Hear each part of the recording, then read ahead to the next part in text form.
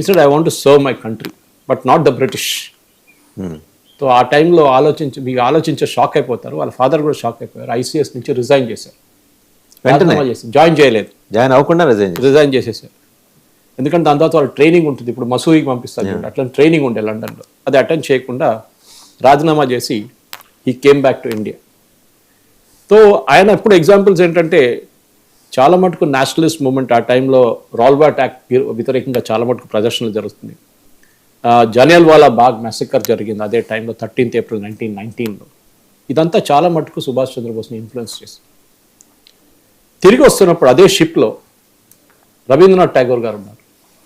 That time he was a big man. Nobel prize వచ్చింది. He was like అందరికీ ఒక Bengali icon అంటే అంతే రవీంద్రనాథ్ ఠాగూర్. కానీ బాంబేలో దిగినప్పుడు అక్కడ మహాత్మా గాంధీ ఉన్నారు ఆ టైంలో. ఈయన సరే గాంధీ ఉన్నారు కదా వెళ్ళి కలుద్దామని చెప్పి వెళ్ళారు. మొత్తం సూట్ బూట్లో ఉన్నారు. గాంధీ ముందు వెళ్తే ఆయనేమో ఒక చింగిపుల్ బట్ట వేసుకుని కొల్లాయిగుట్ట కట్టుకుని ఉంటారు ఆయన. సో ఈయనకు చాలా బాధ అనిపిస్తుంది. అంటే ఏంటి ఇంత నేను ఫుల్ స్టైల్లో వెళ్తున్నారు, ఆయన ఎట్లా కూర్చున్నారంటే గాంధీకి అర్థమైపోయింది. ఎందుకంటే ఆయన కూడా ముందు సూట్ బూట్ వేసుకుంటుండే సౌత్ ఆఫ్రికాలో ఉన్నప్పుడు.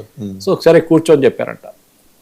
సో గాంధీజీ దగ్గర యంగ్ ఫెలో ఎవరు సుభాష్ చంద్ర ఫాదర్స్ ఏజ్ ఉండే గాంధీ ఆ టైం, వాళ్ళ నాన్నగారు ఏజ్ ఉండే.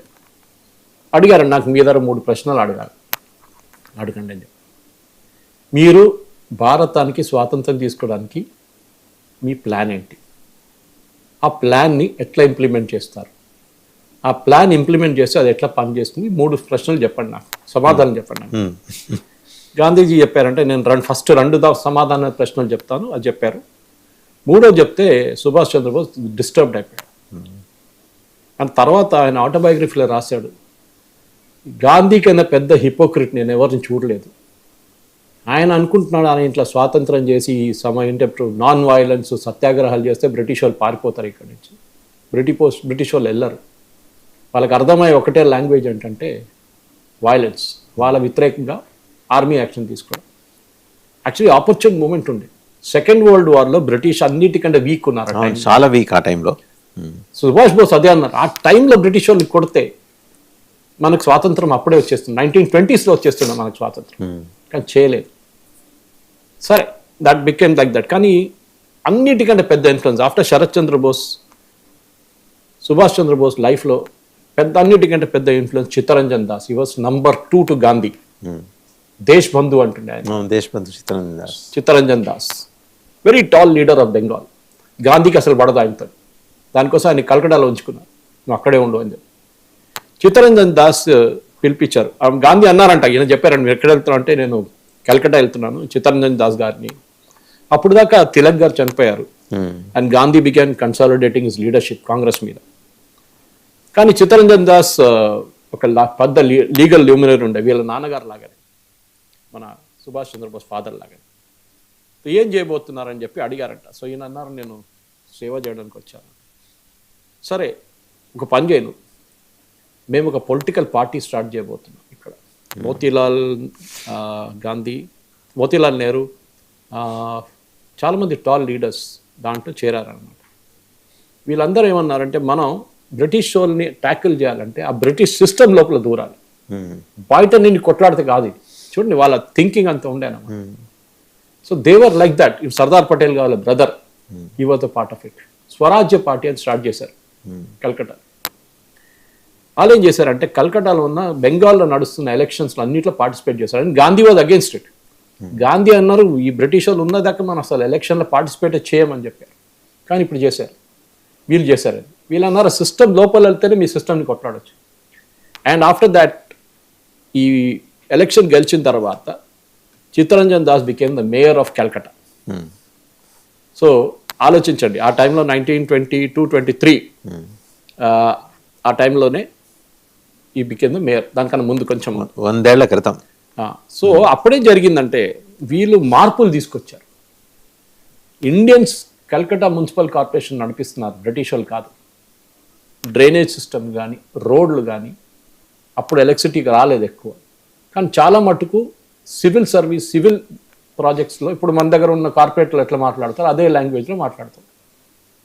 సో సో మార్పులు తీసుకొచ్చి ప్రజలు కూడా అర్థమైపోయింది భారతదేశంలో ఉన్న మనోళ్ళు కూడా ఈ పని చేయొచ్చు అని చెప్పేసి అక్కడ మార్పు వచ్చింది. And after that even Bose became chief executive officer అయ్యారు కల్కట్టా మున్సిపల్ కార్పొరేషన్. అప్పటికి ఇంకా ఆయన ఐసీఎస్ ఉన్నారు. ఐసీఎస్ లేదు, రాజీనామా అక్కడే చేసి లండన్లో చేసి వచ్చేసారు. అక్కడే చేసి వచ్చారు. ఈవెన్ జాయిన్, కానీ ఎలక్షన్ లో పోటీ చేసి CEO అయ్యారు కల్కట్టా మున్సిపల్ కార్పొరేషన్. ఆ ప్రొవిజన్ ఉండేది అప్పుడు ఉండే. కానీ అదే టైంలో బ్రిటిష్ వాళ్ళు ఏం చేశారంటే వీళ్ళందరూ చాలా పాపులర్ అయిపోతున్నారు, మమ్మల్ని ఇక్కడి నుంచి తరిమి కొట్టేస్తారు వీళ్ళు అని చెప్పి వీళ్ళని అందరినీ అరెస్ట్ చేసుకున్నారు, కంప్లీట్ వేసుకున్నారు హోల్సేల్గా, ఇంక్లూడింగ్ బోస్. కానీ బోస్ని వీళ్ళందరూ బ్రిటిష్ వాళ్ళకి ఎప్పుడు భయం ఉండే. సో ఈయన సపరేట్గా మిగతా వాళ్ళందరినీ కలకటాలు పెట్టుకున్నారు, ఈయన ఒక్కరిని బర్మాకు పంపించారు, ఇక్కడ నువ్వు కనిపించకూడదు అని చెప్పేసి. కానీ బర్మాలో ఏమైందంటే ఈయన హెల్త్ చాలా ఎక్స్టర్మినేటెడ్, ఈ was externed from India. So Bose health ఎప్పుడు వీక్ ఉండే. అండ్ బర్మాకి వెళ్ళగానే ఆ వెదర్ ఆయన తట్టుకోలేకపోయారు, హ్యూమిడ్ వెదర్గా ఉండే అక్కడ చాలా మటుకు. కానీ దాని తర్వాత ఆయన నాకు హెల్త్ బాగాలేదు, నన్ను ఇక్కడికి తీసుకెళ్ళండి, ఎక్కడైనా పెట్టుకోండి, నేను కావాలంటే ఇండియా బయట కూడా వెళ్ళిపోతాను, కానీ నేను ఇక్కడ ఉండని చెప్పారు ఆయన. అప్పుడే ఆయన్ని తీసుకెళ్దాం అని చెప్పి వీళ్ళు ట్రాన్స్ఫర్ చేసి కలకట్టాకి తీసుకొచ్చారు. కలకట్టాలో ఏం చేశారంటే ఒక ఇంట్లో చుట్టూ మొత్తం బ్రిటిష్ వాళ్ళు వాళ్ళ స్పైస్ని పెట్టారు. చాలా మటుకు British strong in that house arrest లాగా పెట్టారు. ఆ హౌస్ అరెస్ట్లో ఉన్నప్పుడు ఒకరోజు బోస్ అక్కడి నుంచి మాయమైపోయాడు. ఒక మౌలానా డ్రెస్ వేసుకొని బయటకు వచ్చి వాళ్ళ కుక్స్ కూడా, వాళ్ళ ఇంట్లో కుక్స్ ఉన్నారు చూడండి, వాళ్ళు తిండి పెట్టేటోళ్ళు, వాళ్ళు కుక్ చేసేటోళ్ళు, వాళ్ళు సర్వ్ చేస్తున్న వాళ్ళు ఫుడ్ తీసుకొచ్చి ఆయన రూమ్లో పెడుతుండే, ఎవరో ఓకే అని చెప్తుండే, వాళ్ళు బయటకు వెళ్ళిపోతుండే. బోస్ లేకుండే అక్కడ ఆ టైం. ఆ వారం లోపల ఆయన పాకిస్తాన్ వైపు వెళ్ళి, పాకిస్తాన్ నుంచి ఆఫ్ఘనిస్తాన్కి వెళ్ళి, అప్పుడున్న ఆఫ్ఘనిస్తాన్కి వెళ్ళి అక్కడి నుంచి జర్మనీకి వెళ్ళారు బై ట్రైన్ త్రూ రష్యా. ఇది బోస్ జర్నీ అన్నమాట చాలా మటుకు వాసుదేవన్ గారు. సో బోస్ లైఫ్ అనగానే మీరు ఒక చాలా కలర్ఫుల్ లైఫ్ ఆయనది. ఎందుకంటే ఆయన ఒక కాంగ్రెస్ పార్టీలో ఉండే, ఆయనకి కాంగ్రెస్ అని అసలు పడదు, ఆయనకి ఎప్పుడు ప్రాబ్లం ఉండే కాంగ్రెస్లో. కానీ ముందు కూడా మనం చూసాం సార్ సురేష్ గారు, ఒకే ఒక చోట అంటే ఆయనకి అభిప్రాయ భేదాలు ఉన్న పెద్దల్ని గౌరవించినాయి. కాంగ్రెస్ పార్టీ ప్రెసిడెంట్గా ఆయన నుంచొని గెలిచినప్పుడు గాంధీ ఏమన్నారంటే భోగరాజు పట్టాభిస్తరమే ఓటమి మర్చిపోయాను ఆ మాట అనేసరికి ఈయన వెంటనే రిజైన్ చేశారు. నాకొద్దు, గాంధీకి ఇష్టం లేని పదవి నాకు వద్దని రిజైన్ చేసి వచ్చేసారు. అక్కడే బ్రేక్ జరిగింది. ఎందుకంటే ఈయన అన్నారు ఎలక్షన్ గెలిచిన తర్వాత, భోగరాజు గారు మన తెలుగు వారు, ఆంధ్ర బ్యాంక్ వ్యవస్థాపకులు ఆయన. సో పట్టాభి సీతారామయ్య గారిని ఓడించినప్పుడు బోస్ రిజైన్ చేసి కాంగ్రెస్ నుంచి ఫార్వర్డ్ బ్లాక్ అనే ఒక పార్టీ పెట్టారు. ఇప్పుడు గాంధీ చెప్పాడు పిచ్చోడు అని చెప్పాడు, ఈ ఫార్వర్డ్ బ్లాక్ పిచ్చి పార్టీ, బోస్ కూడా పిచ్చోడు అని చెప్పాడు. అసలు పడలేదు వీళ్ళిద్దరికి, ఎందుకంటే డిఫరెన్స్ ఒపీనియన్ అక్కడే వచ్చింది. ఈయనేమో నేను నాన్ వైలెన్స్ అంటారు, ఈయనంటే ఏం నాన్ వైలెన్స్, బ్రిటిష్ వాళ్ళు అసలు పట్టించుకోరు, వాళ్ళకి కొడితేనే వాళ్ళకి అర్థమవుతుంది, ఆ భాషనే వాళ్ళకి తెలుసు, సెకండ్ వరల్డ్ వార్ నుంచి నేర్చుకోండి, దీనికన్నా ముందున్న దాన్ని నేర్చుకోండి, ఇదే వాళ్ళ లాంగ్వేజ్. మీరు ఈ సత్యాగ్రహాలు చేసి ఫాస్టింగ్ చేసి నాన్ వైలెన్స్ చేస్తే బ్రిటిష్ వాళ్ళకి అసలు ఏ చేంజ్ ఉండదు. చెప్పింది నిజమే, అది క్లిమెంట్ అట్లీ చెప్పారు కదా లాస్ట్లో, we left because of Netaji Subhash.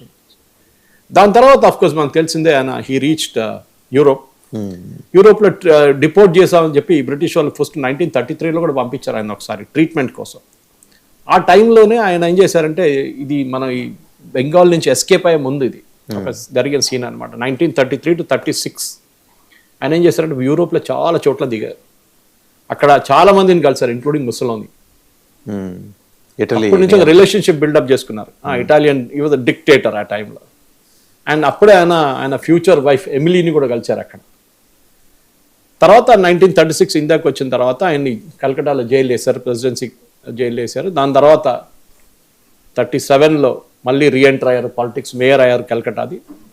దాని తర్వాత మీరు చెప్పినట్లు ఈ ఎలక్షన్ ఒకటి జరిగింది, I think it was Tripuri కాంగ్రెస్లో ఆల్ ఇండియా కాంగ్రెస్ కమిటీ ఎలక్షన్లో, I think that was a place where it was, నా memory if it serves right. కానీ ఆలోచించండి, 41 సంవత్సరాల ఏజ్లో Subhash Chandrabose became the president of Indian national Congress. I think it was Haripura session అనుకుంటాను first time. అప్పుడు నెహ్రూ ఒక రూల్ తీసుకొచ్చారు, ఒకసారి ఎలక్ట్ అయితే నెక్స్ట్ సారి ఎలక్ట్ కాకూడదు అని చెప్పేసి. కానీ నెహ్రూ 2 సార్లు ఎలక్ట్ అయ్యాడు దానికన్నా ముందు.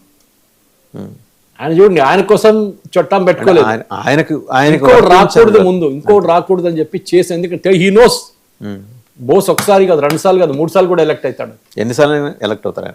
గెలుస్తాడని. ఎందుకంటే అప్పుడు యంగ్స్టర్స్కి బోస్ అంటే చాలా మటుకు వాళ్ళు నచ్చుతుండేది. సో ఈ సుభాష్ చంద్రబోస్ మిలిటరిస్టిక్ లాంగ్వేజ్ని గాంధీకి నచ్చలేదు, గాంధీ చుట్టుపక్కల ఉన్న అందరికీ నచ్చలేదు. సో దానికోసం ఆయన దాని తర్వాత త్రిపురి సెషన్లో 1939 అనుకుంటాను, అప్పుడే ఈ ఎలక్షన్ జరిగింది, మీరు చెప్పినట్లు ఎలక్షన్ జరిగింది, రీఎలక్షన్కి నిలబడ్డారు. అండ్ గాంధీ ఏమో మీరు చెప్పినట్లు పట్టాభి సీతారామయ్య గారిని సపోర్ట్ చేశారు, చెప్పారు కూడా చాలా క్లియర్గా చెప్పారు కదా సార్, పట్టాభి ఓటమి నా ఓటమి అన్నారు. ఆసారి బోస్కి, సుభాష్ చంద్రబోస్ గారికి 203 ఓట్లు వచ్చినాయి, విచ్ వాస్ ఒక shock Gandhi camp, Mahatma Gandhi camp. ఎందుకంటే ఇంత ఓట్లు వస్తున్నాయి వాళ్ళు ఎవరు ఆలోచించలేదు. కానీ అప్పుడే ప్రెషర్ పెట్టారు బోస్ మీద, బోస్ రాజీనామా చేశారు మీరు చెప్పినట్లు, వద్దులే నాకు, మీకు నచ్చకపోతే నాకెందుకని చెప్పేసి వెళ్ళిపోయారు. దాని తర్వాత ఆయన రాజీనామా చేసి ఫార్వర్డ్ బ్లాక్ సెటప్ చేశారు పార్టీ. ఇప్పుడు కూడా పార్టీ ఉంది, ఐ థింక్ ఈవెన్ కేరళలో, బెంగాల్లో ఉంది అనుకుంటాను, 1-2 సీట్లు ఉన్నాయి వాళ్ళకు ఉంది, ఎక్కడో ఉంది. ఆ సిపిఎంలో ఉన్నప్పుడు వాళ్ళకి సీట్లు ఉండి, ఇప్పుడు ఉందో లేదో తెలియదు. సో ఆయన ఏమేమో ఉంటాడు, మేము పూర్ణ స్వరాజ్ తెచ్చుకోవాలి. ఓకే, సో ఆయన చెప్పారంట కూడా, గీతాలో ఇంటర్ప్రిటేషన్ చేస్తుంటా, if I have to go against Srikrishna I will also go against him. ఎందుకంటే శాంతి కమ్స్ విత్ శక్తి, శక్తి ఉంటేనే శాంతి ఉంటుంది. మనం మాట్లాడుతాం, స్వామి వివేకానంద చెప్పారు ఇది, మీ దగ్గర స్ట్రెంగ్త్ ఉంటేనే people will respect. Peace can be achieved after a war. Not even that, if you have strength, Swami Vivekananda చెప్పారు, only then people will respect you. Weak వాళ్ళని ఎవరు రెస్పెక్ట్ చేయరు. అండ్ మనం ఇప్పుడు లోకల్ చూస్తున్నాం, ఇప్పుడు ట్రంప్ ఏది వాగుతున్నాడో, ఎందుకు వాగుతున్నాడు అంటే స్ట్రెంగ్త్ ఉంది ఆయన దగ్గర. సో ఈ నాన్ వైలెన్స్ అనే కాన్సెప్ట్ పనికిరాదు, సత్యాగ్రహ పనికిరాదు. అదే టైంలో World War II the right time to hit the British అని చెప్పారు, వినలేదు వీళ్ళు. హీ రీచ్డ్ బర్లిన్, అక్కడ కొన్ని రేడియో స్టేషన్స్ ఉండే, జర్మన్స్ కావాలని చెప్పి బ్రిటిష్ వారు వ్యతిరేకంగా రేడియో స్టేషన్స్ నడిపిస్తుండే. దాంట్లో ఆయన బెంగాలీ, తెలుగు భాషలో కూడా అక్కడ తెలుగు చదువుకున్న పిల్లలు, స్టూడెంట్స్తోని తెలుగు బ్రాడ్కాస్ట్ చేస్తుండే బ్రిటిష్ వ్యతిరేకంగా. దాని తర్వాత దాన్ని I think that was shifted to Indonesia అనుకుంటా, దాన్ని నాకు exact Indonesia or Philippines, one of the nations it was shifted. ఈ రేడియో స్టేషన్ అక్కడ షిఫ్ట్ చేశారు. గాంధీ గారు, సారీ సుభాష్ గారు షిఫ్ట్ అయినప్పుడు అదే టైం అది కూడా అక్కడికి వెళ్ళింది. ఆ షిఫ్ట్ చేయడం కూడా చాలా డ్రామాటిక్ ఉండే. హిట్లర్ ఆయన సబ్మరైన్స్ లో ట్రావెల్ చేశారు. అదే ఆ హిట్లర్ని కలవడంలో కొంత టైం పట్టింది. తర్వాత హిట్లర్ కూడా ఆయనకు నచ్చలేదు. He is a very dogmatic person, చాలా రూడ్ పర్సన్ అని చెప్పారు. కానీ హిట్లర్ అసిస్టెంట్స్ అందరూ, హిమ్లర్ వీళ్ళందరూ కలిసారు. They found so Bose very very positive. And వాళ్ళకు కూడా కామన్ ఎనిమీ ఉండే బ్రిటిష్. సో దీని తర్వాత, ఎందుకంటే మీరు ఆలోచించండి, నేతాజీ గారు 24 సంవత్సరాలు యాక్టివ్ పొలిటికల్ లైఫ్లో 10 సంవత్సరాలు జైల్లో ఉన్నారు. ఈ నెహ్రూ కానీ గాంధీ కానీ వీళ్ళు ఎవరైనా ఇన్ని సంవత్సరాలు జైలుకి వెళ్ళారా? Except for Savarkar, nobody is undergone this kind of jail terms. 24లో 14 సంవత్సరాలు బయట ఉన్నారు, 10 సంవత్సరాలు జైల్లో ఉన్నారన్నమాట. సో మనం ఇది చూసుకుంటూ వస్తే వాసుదేవన్ గారు ఇప్పుడు సడన్గా ఆయన జర్మనీతో అడిగారనమాట, are you ready for fighting the British? ఇప్పుడు జర్మన్స్ ఆ టైంలో రష్యాతోని యుద్ధంలో ఉన్నారు ఆ time, second world war. Said we are busy there, Hitler చెప్పారంట, నాకు ఇక్కడ చూడడానికి టైం లేదు, తర్వాత చూసుకుందామని. No, Bose wanted immediate. ఇదే టైం అక్కడ మీరు సెకండ్ వరల్డ్ వార్ కొడుతున్నాడు, ఇక్కడ నుంచి బ్రిటిష్ వాళ్ళని కొడతాం మేము, అప్పుడు వాళ్ళు పారిపోతారు భారతదేశం నుంచి. So that is what he did. So అప్పుడు అన్నారంటే సరే మేమేం చేయలేం, so you better speak to the Japanese ఆ టైంలో సింగపూర్ క్యాప్చర్ చేసుకున్నారు వాళ్ళు, అటువైపు నుంచి వస్తున్నారు ఏషియా నుంచి. సో బోస్ నేను చెప్పారు, సరే మిమ్మల్ని పంపిస్తాం. ఎట్లా పంపించాలి? సబ్మరీన్లో. ఆ టైంలో బ్రిటిష్ వాళ్ళు Japanese and German submarines code ఉంటుంది, వీళ్ళు కోడ్ యూజ్ చేస్తారు. ట్రావెలింగ్ టైంలో ఎక్కడి నుంచి వెళ్తాను కోడ్ లాంగ్వేజ్లో మాట్లాడతారు. ఆ కోడ్ వీళ్ళు బ్రేక్ చేశారు. అంటే ఐ థింక్ మన lady who broke the code, I don't remember her, మన బ్రిటిష్ లేడీ, ఆమె ఆ కోడ్ వీళ్ళకి తెలిసిపోయింది. వీళ్ళేమన్నారంటే బ్రిటిష్ ప్రైమ్ మినిస్టర్కి అప్పుడు I think it was Churchill, ఆయనకు మెసేజ్ ఇచ్చారంట, Subhash Chandrabose is travelling from Berlin to Japan to Indonesia. So వీళ్ళకి తెలిసిపోయింది. కావాలంటే ఇప్పుడు కూడా మిస్టరీ ఏంటంటే, ఆ టైంలో సుభాష్ చంద్రబోస్ని ఎందుకు కొట్టలేదు బ్రిటిష్ వాళ్ళు అనుకున్నారు ఈయన అంత పెద్ద ప్రాబ్లం కాదనుకున్నారు, ఆ రోజు అనుకున్నారు. చేసిన పెద్ద తప్పు వాళ్ళది. సో వీళ్ళేం చేశారంటే, జర్మన్స్ చెప్పారు మేము ఆఫ్రికా నుంచి రావచ్చు, ఆఫ్రికా నుంచి ముందుకు వెళ్ళలేము మేము, మమ్మల్ని అక్కడ బ్రిటిష్ సబ్మరీన్స్ కొడుతున్నారు మమ్మల్ని విపరీతంగా, మేము అక్కడి నుంచి వెళ్ళాము. ఆఫ్రికా దగ్గర తీసుకొచ్చి టిప్ ఆఫ్ ఆఫ్రికాకి వచ్చి అక్కడి నుంచి ఒక రబ్బర్ డింజీలో రబ్బర్ చిన్న బోట్లో rubber boats ఉంటాయి. షిఫ్ట్ చేశారు ఆయన్ని. ఆయన అనుకుంటే ఇద్దరు ముగ్గురు ఉన్నారు తోడు. వాళ్ళు షిఫ్ట్ చేసి ఒక జాపనీస్ సబ్రీన్లో తీసుకెళ్లారు. అక్కడి నుంచి హీ రీచ్డ్ ఇండోనేషియా. అక్కడి నుంచి ఆజాద్ హింద్ ఫోర్స్ సెటప్ అయింది, సింగపూర్లో అయింది, అక్కడి నుంచి వార్ మొదలై బర్మా థియేటర్కి బర్మాకి వచ్చారు. తర్వాత ఆల్మోస్ట్ ఇంఫాల్ దాకా వచ్చారు. ఇంఫాల్లోనే ఒక ప్రాబ్లం జరిగింది అక్కడ. జాపనీస్కి కొంచెం బ్రిటిష్ వాళ్ళు స్ట్రాంగ్గా రియాక్ట్ అయ్యారు. అది తట్టుకోలేక జాపనీస్ విత్డ్రా చేశారు. ఐఎన్ఏ ఫైట్ చేశారు కానీ అప్పుడు కూడా. తో దాని తర్వాతనే మనకు తెలిసింది 1945 18th of August ఒక ప్లేన్ క్రాష్లో టైపే దగ్గర హీ హ్యాడ్ బర్న్ ఇంజరీస్ అని చెప్తున్నారు. మనకు తెలియదు ఏం జరిగిందని, కానీ దాని తర్వాత చనిపోయారని న్యూస్ వచ్చింది. ఇప్పుడు మీరు చెప్పిన స్టోరీ స్టార్ట్ చేసింది అదే.